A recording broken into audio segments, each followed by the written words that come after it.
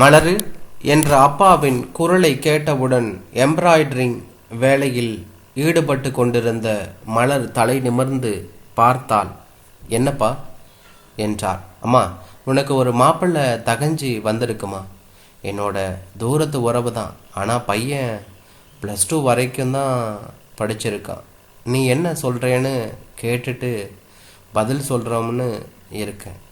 மகளின் முகத்தை பார்த்து கேட்ட அப்பாவிடம் என்ன சொல்வது? தன்னையும் மதித்து உனக்கு பிடித்திருக்கிறதா என்று எத்தனை அப்பாமார்கள் கேட்டு கொண்டிருக்கிறார்கள் என்று தான் சொல்ல வேண்டும். உங்களுக்கு பிடிச்சிருந்தா எனக்கும் பிடிச்ச மாதிரி தான் சொல்லிவிட்டு புன்னகைத்தாள் என்று தான் சொல்ல வேண்டும். இல்லைம்மா, தயங்கினார். சொல்லுங்கப்பா, மாப்பிள்ளை விவசாயம்தான் பார்க்குறாரு. நீ கல்யாணமாகி போகிற இடம் நம்ம டவுனில் இருந்து ரொம்ப தள்ளி இருக்குது. அது போக ஊர் கொஞ்சம் பட்டிக்காடுமா. நீ டவுனுக்குள்ளேயே வாழ்ந்து பழகிட்ட. இப்போ அங்கே போய் உன்னால் இருக்க முடியுமா என்று கேட்டார் என்று தான் சொல்ல வேண்டும். தன்னுடைய தாய் இருக்கும்போது தனக்கு 10 வயது. அதற்கு பின்பு அவளுக்கு எல்லாமே தானாக இருந்து வளர்த்த அப்பா தன்னிடம் பரிதாபமாக கேட்பது இவளுக்கு சங்கடமாயிருந்தது. அப்பா, அம்மா இல்லாமல் நீங்கள் அட்ஜஸ்ட் பண்ணி என்னை வளர்த்தலையா? அது மாதிரி நான் அட்ஜஸ்ட் பண்ணிக்குவேன். நீங்கள் இங்கே தனியாக இருப்பீங்களே, அதுதான் எனக்கு கஷ்டமாக இருக்கும் என்று சொன்னால் என்று தான் சொல்ல வேண்டும். எனக்கு என்னம்மா, நான் சமாளிச்சுக்குவேன். முகம் மலர சொன்னவர் சந்தோஷமாக மாப்பிள்ளை வீட்டுக்கு தகவல் தர விரைந்தார் என்று தான் சொல்ல வேண்டும். மலரின் தோழிகள் பயமுறுத்த ஆரம்பித்தனர். மலரு, அந்த பட்டிக்காட்டில் என்னடி பண்ணுவ? அதுவும் மாப்பிள்ளை உன்னைய விட படிப்பு கம்மி. அந்த ஊரில் விவசாயத்தை தவிர ஒன்றும் கிடையாது. பேசாமல் கல்யாணம் பண்ணிக்கிட்டு இங்கேயே கூட்டிக்கிட்டு வந்துடு என்று சொன்னார்கள் என்று தான் சொல்ல வேண்டும். மலர் தோழிகளின் பேச்சுகளுக்கு எந்த பதிலும் சொல்லவில்லை என்று தான் சொல்ல வேண்டும். கல்யாணமாகி கணவன் வீட்டுக்கு வந்த மலருக்கு நகர வாழ்க்கைக்கும் கிராமத்து வாழ்க்கைக்கும் உள்ள வித்தியாசங்கள் பிடிபடவே 1 மாதமாகிவிட்டது என்று தான் சொல்ல வேண்டும். கணவனை பொறுத்தவரை நல்லவனாக இருந்தான். அப்பா, அம்மா, இவனோடு ஒரு தங்கை, 1 ஏக்கரா பூமி வைத்திருந்தார்கள். அதுபோக பக்கத்து தோட்டங்களுக்கு வேலைக்கு போனார்கள் என்று தான் சொல்ல வேண்டும். அவர்களுக்கும் மலர் டிகிரி வரை படித்திருக்கிறாள். அவளிடம் எப்படி வேலை சொல்வது என்ற தயக்கம் இருந்தது என்று தான் சொல்ல வேண்டும். அவர்களின் நடவடிக்கைகளில் இவளுக்கும் தெரிந்தது என்று தான் சொல்ல வேண்டும். காலை 9 மணிக்குள் வீட்டில் உள்ள அனைவரும் தோட்டத்துக்கு சென்று விடுவார்கள். கணவனின் தங்கை சில நேரங்களில் வீட்டில் இருப்பாள். அண்ணனுக்கும் அம்மா அப்பாவுக்கும் மதியம் சாப்பாடு செய்து எடுத்து செல்வாள். மற்ற நேரங்களில் இவள் மட்டும் தனியாக உட்கார்ந்திருப்பாள். என்ன செய்வது என்று தெரியாது.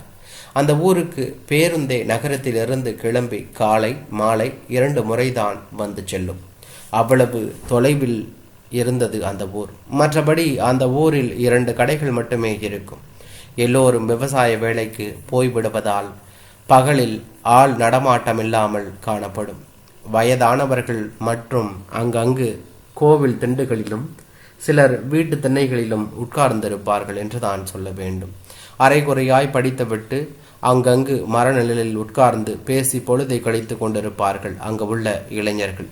இளம்பெண்கள் சினிமா கதைகள் பேசிக்கொண்டு டிவி நாடகத்தையும் பார்த்து பகலில் பொழுதை கழித்து கொண்டிருந்தார்கள் என்று தான் சொல்ல வேண்டும். மலருக்கு 2 மாதத்துக்குள் சலித்து விட்டது. சும்மா உட்கார்ந்திருப்பது என்பது எவ்வளவு கஷ்டம் என்பதை புரிந்து கொண்டார். இன்று மாலை கணவனிடம் இதை பற்றி பேச வேண்டும் என்று முடிவு செய்தாள் என்று தான் சொல்ல வேண்டும். கணவனிடம் இதை பற்றி பேச அவன் உனக்கு தெரிஞ்ச வேலை ஏதாவது செய் என்று சொல்லவும் இவளுக்கு பட்டென்று தான் எம்ப்ராய்டரிங் செய்யலாமே என்று தோன்றியது. தன் கணவனிடம் சொன்னார். அவனுக்கு அதை பற்றி ஒன்றும் தெரியாவிட்டாலும் என்னென்ன தேவை என்று கேட்டான். அவள் உடனே ஒரு பேப்பரில் தேவையான பொருட்களை எழுதி கொண்டாள் என்று தான் சொல்ல வேண்டும். மறுநாள் காலை மலர் தன் கணவனை கூப்பிட்டு கொண்டு நகரத்துக்கு சென்றாள் என்று தான் சொல்ல வேண்டும். அவளுக்கு தேவையான அனைத்தையும் வாங்கி கொண்டாள். மாலை வீடு திரும்பியவளின் மனதில் மெல்ல ஒரு நம்பிக்கை பிறந்தது என்று தான் சொல்ல வேண்டும். மறுநாள் இவளின் வேலைகளை பார்த்த கணவனின் தங்கை மெல்ல அருகில் வந்து வியப்பாய் பார்த்தாள். அண்ணி, எனக்கும் கற்றுக் கொடுக்குறீங்களா? தாராளமா என்று சொல்லி அவளையும் பக்கத்தில் உட்காரச் சொல்லி கற்றுக் கொடுக்க ஆரம்பித்தாள் என்று தான் சொல்ல வேண்டும். நாட்கள் செல்ல செல்ல மலரிடம் அங்கு உள்ள பெண்கள் இந்த கலையை கற்றுக்கொள்ள ஆரம்பித்து விட்டனர் என்று தான் சொல்ல வேண்டும். பெண்கள் அவரவர்களுக்கு வேண்டிய பொருட்களை குழுவாக நகரத்துக்கு சென்று வாங்கி வந்தார்கள் என்று தான் சொல்ல வேண்டும். அடுத்து செய்து முடித்த பொருட்களை என்ன செய்யலாம் என்ற யோசனை வந்தது என்று தான் சொல்ல வேண்டும். 2 பெண்களுடன் மலரே நகரத்துக்கு வந்து இவர்கள் பொருட்கள் வாங்கிய கடையிலேயே விசாரித்தனர். அவர்களும் செய்த பொருட்களை வாங்கி கொள்ள ஏற்பாடு செய்வதாக சொன்னார்கள் என்றுதான் சொல்ல வேண்டும். அப்பொழுது அந்த பெண்கள் எம்ப்ராய்டரிங் மட்டுமல்லாமல் வேறு ஏதாவது செய்ய வேண்டும் என்று மலரிடம் கேட்டார்கள். மலர் கைவினை பொருட்கள் செய்யலாம் என்று சொன்னாள். உங்களுக்கு தெரியுமா என்று கேட்டார்கள். எனக்கு ஓரளவுக்கு தெரியும் என்றாலும் என்னுடன் படித்த ஒரு பெண்ணுக்கு இந்த கலை நன்றாக தெரியும். அவளை நான் இங்கு கூட்டி வருகிறேன். அவளை நமக்கு கற்றுத்தர ஏற்பாடு செய்யலாம் என்று சொன்னாள் என்று தான் சொல்ல வேண்டும். மலரின் தோழி இங்கு உள்ள பெண்களின் ஆவல் கண்டு 4-5 நாட்கள் மலருடன் தங்கி அங்கு உள்ள பெண்களுக்கு நிறைய பொருட்கள் செய்வதற்கு சொல்லிக் கொடுத்தாள் என்று தான் சொல்ல வேண்டும். என்னென்ன பொருட்கள் தேவையோ அதை வாரம் ஒரு நாள் வேனில் கொண்டு வந்து கொடுத்துவிட்டு அவர்கள் செய்து முடித்துள்ள பொருட்களை வாங்கி செல்லவும் ஏற்பாடு செய்து கொடுத்தாள் என்று தான் சொல்ல வேண்டும். அந்த கிராமத்திலேயே கொஞ்சம் பெரிய வீடாய் ஒன்றை வாடகைக்கு ஏற்பாடு செய்து கொண்டார்கள். அதை 2ஆக பிரித்து மலரின் தலைமையில் எம்ப்ராய்டரிங் ஒரு இடத்திலும் கைவினை பொருட்கள் தயாரிப்பது இன்னொரு இடத்திலும் செய்ய ஆரம்பித்தனர் என்று தான் சொல்ல வேண்டும். இப்பொழுது அந்த இடம் ஒரு சிறிய தொழிற்சாலை போல ஆகிவிட்டது என்று தான் சொல்ல வேண்டும். ஒரு நாள் மலரை பார்க்க வேண்டும் என்று வந்த ஒரு இளைஞனை மலரின் கணவன் கூட்டி வந்தான். அவன், அக்கா, நீங்கள் எங்கள் வயசில் இருக்கிற பிள்ளைங்களுக்கு ஒரு வேலை செய்ய ஏற்பாடு பண்ண மாதிரி எங்களுக்கு ஏதாவது ஏற்பாடு பண்ணி கொடுங்க. நாங்களும் +2 வரைக்கும் படிச்சுட்டு சும்மா தான் இருக்கோம் என்று சொன்னார்கள் என்று தான் சொல்ல வேண்டும். நாளைக்கு எல்லாம் நாங்கள் வேலை செய்கிற இடத்துக்கு வாங்க, அங்கே பேசலாம் என்று அவனை அனுப்பி வைத்தாள் என்று தான் சொல்ல வேண்டும். மறுநாள் அந்த இடத்துக்கு 10-12 வாலிபர்கள் வந்தனர். முதலில் அவர்களுக்கு என்ன தொழில் தெரியும் என்று கேட்டான். நிறைய இளைஞர்களுக்கு எந்த தொழிலும் தெரியாமல் இருந்தார்கள். மலர் அவர்களிடம், இதற்கு தான் நாம் படிக்கும் போதே ஏதாவது ஒரு கைத்தொழிலை கற்றுக்கணும்னு சொல்கிறது. பரவாயில்லை, நான் இதுக்கு ஏதாவது ஏற்பாடு பண்ணுறேன் என்று சொன்னால் என்று தான் சொல்ல வேண்டும். தன் கணவனிடம், நாளை அப்பாவை போய் பார்க்கலாமா என்று கேட்டாள்.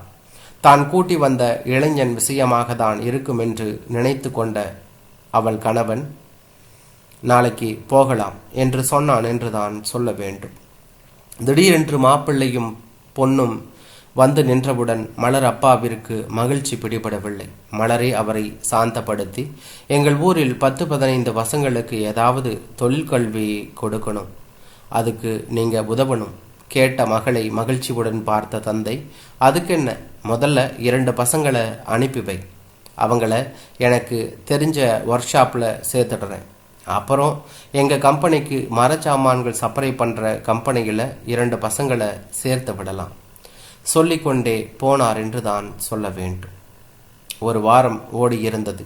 அந்த ஊரிலிருந்து தொழில் கற்க 4 இளைஞர்கள் நகரத்துக்கு சென்றார்கள்.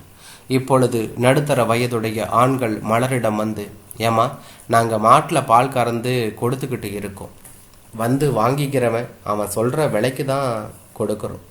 சில நேரங்களில் அவன் வரலன்னா பால் வீணாக போகுது, இதுக்கு ஒரு வழி பண்ணுமா என்று கேட்டுக்கொண்டனர் என்று தான் சொல்ல வேண்டும். அவர்கள் சொன்னதில் இருந்த நியாயம் மலருக்கு, ஏன் நம்ம ஊரில் ஒரு பால் பண்ணையை தொடங்கக்கூடாது என்ற எண்ணத்தை தோற்றுவித்தது என்று தான் சொல்ல வேண்டும். தன் மகளை பார்க்க நகரத்திலிருந்து பஸ் ஏறிய மலரின் அப்பாவிடம், எங்க மலரக்கா வீட்டுக்குங்களா கேட்டுவிட்டு கண்டக்டர் டிக்கெட் கொடுக்கவும் அவருக்கு ஏற்பட்ட மகிழ்ச்சிக்கு அளவே இல்லை என்றான்.